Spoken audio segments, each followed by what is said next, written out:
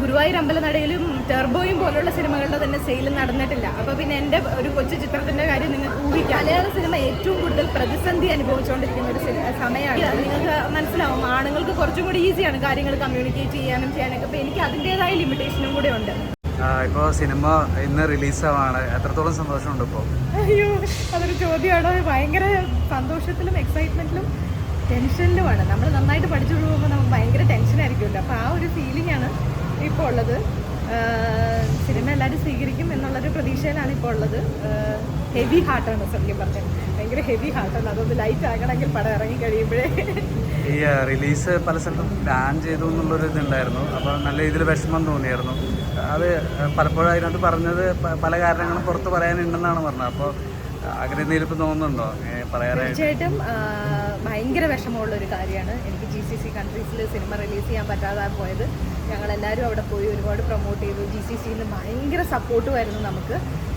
എല്ലാവരും പടം കാണും, അതായത് പ്രീ ബുക്കിംഗ് വരെ നടന്നൊരു സിനിമയാണ്. എനിക്ക് അതിഭയങ്കരമായിട്ടൊരു പ്രീ ബുക്കിംഗ് GCCയിൽ നടന്നിട്ട് പോലും നമുക്ക് റിലീസ് ചെയ്യാൻ പറ്റാതെ വന്നതിൽ ഒരുപാട് വിഷമമുണ്ട്. പക്ഷേ ആ വിഷമമെല്ലാം കേരളത്തിലെ ജനങ്ങൾ മാറ്റും എന്നുള്ളൊരു പ്രതീക്ഷയിലാണ് ഞാൻ നിൽക്കുന്നത്. സിനിമയിൽ ഞാൻ പറഞ്ഞതുപോലെ തന്നെ ചില നിഗൂഢതകളുണ്ട്. അത് നിങ്ങൾ ഇന്ന് സിനിമ കാണുമ്പോൾ നിങ്ങൾക്ക് മനസ്സിലാവും. അതാണ് ഞാൻ പറഞ്ഞത്. ബാൻ ചെയ്തത് എന്തുകൊണ്ടാണെന്ന് നിങ്ങൾക്ക് സിനിമ കാണുമ്പോൾ മനസ്സിലാവും. അങ്ങനെ ബാൻ ചെയ്യാൻ മാത്രമൊന്നും സിനിമയിലില്ല.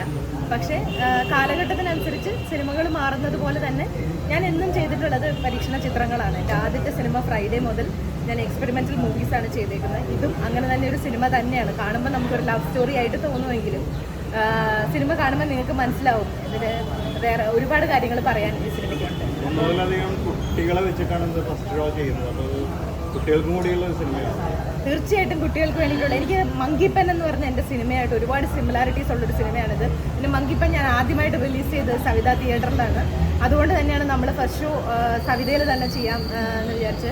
രണ്ടാമത്തെ കാര്യം, എൻ്റെ കോളേജിൽ എൻ്റെ സ്കൂളിലെ കുട്ടികളെല്ലാം സെൻറ്റ് തെരേസസിലെ ഞാൻ പഠിച്ച സ്കൂളിലെ കുട്ടികളെല്ലാം ഇതേപോലെ തന്നെ മങ്കിപ്പൻ ഇറങ്ങിയപ്പോഴും എല്ലാവരും വന്നിരുന്നു. ഈ പ്രാവശ്യവും അവർ വരുന്നുണ്ട്. കൂടാതെ കുറേ കുഞ്ഞു കുട്ടികളും ഒക്കെ സിനിമ കാണാനായിട്ട് വരുന്നുണ്ട്. അപ്പോൾ ഇത് കുട്ടികൾക്ക്, എനിക്കൊന്നു ഷെയ്നെ മഹിമനെ ഏറ്റവും കൂടുതൽ ഇഷ്ടപ്പെടുന്നത് കൊച്ചു കുഞ്ഞുങ്ങളാണ്. എൻ്റെ മക്കൾ എന്നോട് പറഞ്ഞു, RDX കണ്ടു കഴിഞ്ഞപ്പോൾ എന്നോട് പറഞ്ഞു, അമ്മ ഈ ചേച്ചിയെ ചേട്ടനെ വെച്ച് പകലുള്ളൊരു സിനിമ ചെയ്യും എന്ന് പറഞ്ഞതിൻ്റെ പുറത്താണ് ഈ ലിറ്റിൽ ഹാർട്സ് എന്ന് പറഞ്ഞൊരു സിനിമ ഉണ്ടായിരിക്കുന്നത്. അതുപോലെ തന്നെ എൻ്റെ കുഞ്ഞുങ്ങളെ പോലെ തന്നെ എല്ലാ പിള്ളേർക്കും ഇഷ്ടമുള്ളൊരു കോമ്പിനേഷനാണ് ഷെയ്ൻ മഹിമ കോമ്പിനേഷൻ. അപ്പോൾ അതെല്ലാവരും കൈനീട്ടി സ്വീകരിക്കുന്നത് തന്നെയാണ് എൻ്റെ പ്രതീക്ഷ. അതുപോലെ ഷെയ്ൻ്റെ ഇൻ്റർവ്യൂസിൽ ചില കാര്യങ്ങളൊക്കെ വിവാദമായിട്ടുണ്ടായിരുന്നു. അതൊരു അനവസരത്തിലുള്ളതായെന്ന് തോന്നുന്നു. അതിനെക്കുറിച്ച് എനിക്ക് പ്രത്യേകിച്ച് കമൻസ് ഒന്നുമില്ല. അത് ഷെയ്ൻ്റെ അഭിപ്രായം പറയുന്നു. അതിന് ഞാൻ എന്ത് പറയാം? എനിക്കതിനകത്ത് പ്രത്യേകിച്ച് ഒന്നും പറയാം. സിനിമയെ ബാധിക്കുന്നുള്ളൊരു ടെൻഷനാണ്.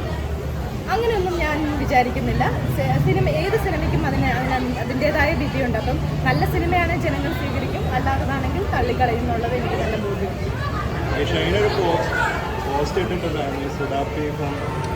അതൊക്കെ വിവാദങ്ങളല്ല. എന്നെ വിവാദത്തിൽ ഒഴിവാക്കും.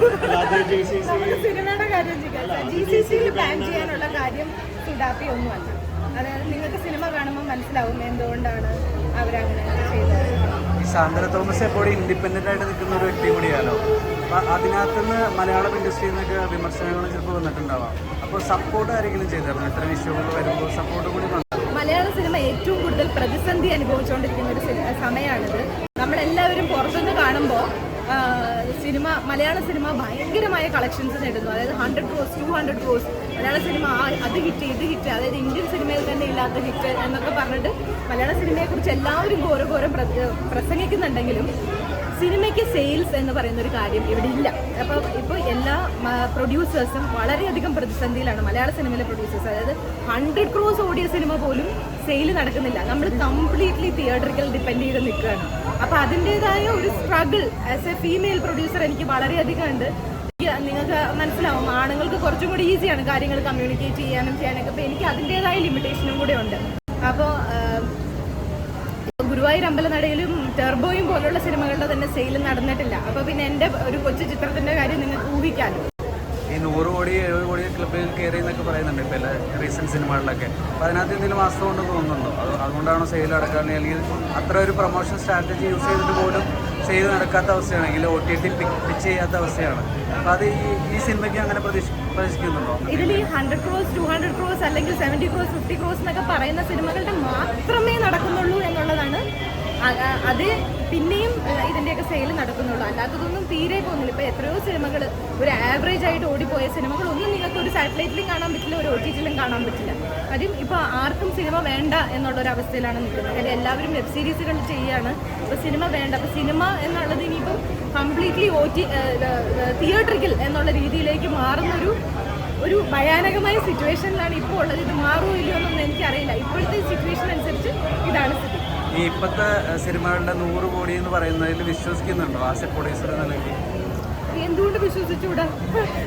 നമ്മുടെ ജനങ്ങൾ വിചാരിച്ചാൽ എന്തത് ഇവിടെ അവിടെ സൗദിയിലുള്ള ഒരാൾക്ക് വേണ്ടി ഇത്രയും കോടി ഇവിടുന്ന് ജനറേറ്റ് ചെയ്തതല്ലേ? അത് എത്ര നേരം കൊണ്ടാണ്? അത് ഒരു സിനിമയിലേക്ക് അത് ആ കളക്ഷൻ വരാനായിട്ട് ബുദ്ധിമുട്ടുണ്ടോ? ഒരിക്കലുമില്ല. ഇവിടെ ജനങ്ങൾ വിചാരിച്ചാൽ നടക്കാത്തതായ ഒരു കാര്യങ്ങളും.